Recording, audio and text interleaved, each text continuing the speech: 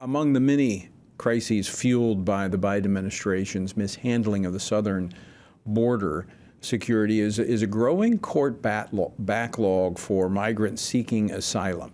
Now, currently, more than 3 million cases are awaiting hearing, including 1 million from the last fiscal year, more than triple the number in 2019.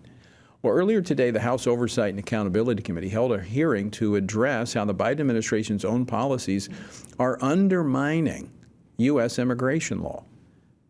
Is this designed to break the system intentionally? Joining me now to discuss is Congressman Glenn Grothman. He serves on the House Oversight and Reform Committee, the House Education and Labor Committee, and the House Budget Committee. He represents the 6th Congressional District of Wisconsin.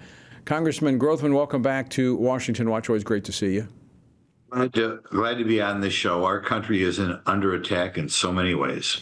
So is this intentional? I mean, the court system that's supposed to deal with those who come into the country who they're arrested, they're detained, and then they're given a slip of paper and told to appear before court. That's how this is happening.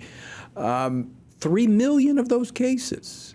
They're decades away from an actual court date. In the meantime, they're here in the United States. From testimony today, is this designed to break the system? The only thing you can say. I would hope anybody but a child would realize you cannot have unlimited immigration in the United States. We're now at a point where every month over 300,000 people are coming into our southern border. And that's from countries all around the world. To give one example, we recently went from under 100 to over, I believe it is 24,000 Chinese crossing the border. And I like the Chinese, but I mean, you got to look out for that. Under President Trump, when he left office, we were usually under 20,000, sometimes under 10,000 a month. Now we've increased that by a factor of 30. I mean, the only way that makes sense is you want to fundamentally change and destroy America. And it's not something they need Congress to turn around. It's something that President Biden did all by himself by getting rid of the stay in Mexico policy. Right. We have experts in the field that says President Trump could get rid of about 85% of the problem. That's what you heard today, just by sending people who are trying to cross the border back into Mexico pending a hearing.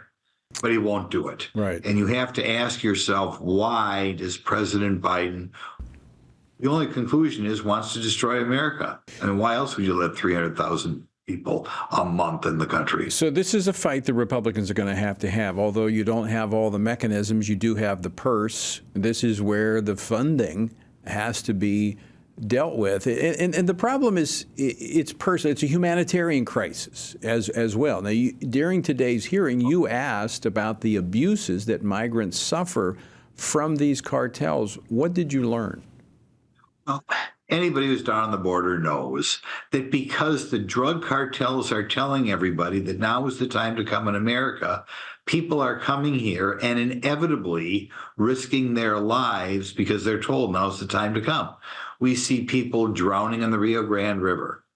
In the past, I've been in the San Diego sector and watched people drown in the Pacific Ocean as they try to get around a giant fence we have going in the Pacific Ocean.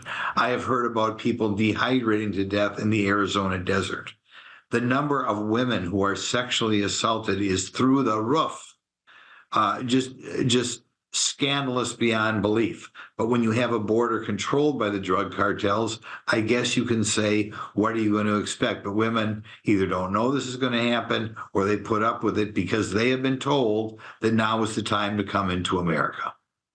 And that's being driven by the lawlessness of the Biden administration, refusing to enforce the law. That includes the Secretary of Homeland Security, who by law was to build the border wall and to protect that border. Are we going to see him impeached? I think we're getting somewhat close to the election.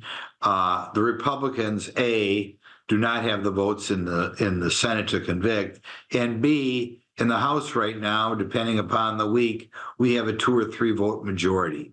I think right now there are going to be more than 2 or 3 Republicans who don't want to take that vote. I think we are probably going to see an impeachment of Mayorkas, the whole this cabinet member in charge of the southern border. Right. But I'm not sure if we're going to see an impeachment of President Biden, in part because the Republicans have such a slim majority, and in part because you're not going to get a conviction in the Senate anyway. Well, let's start with Homeland Security. Congressman Grothman, great to see you. Thanks so much for taking time to join us today. Well, your listeners just have to remember, up by a factor of 25 to 30, the number of people crossing the border compared to where we were 3 years ago. This will destroy America. Thank you for having me on. Thanks, Glenn.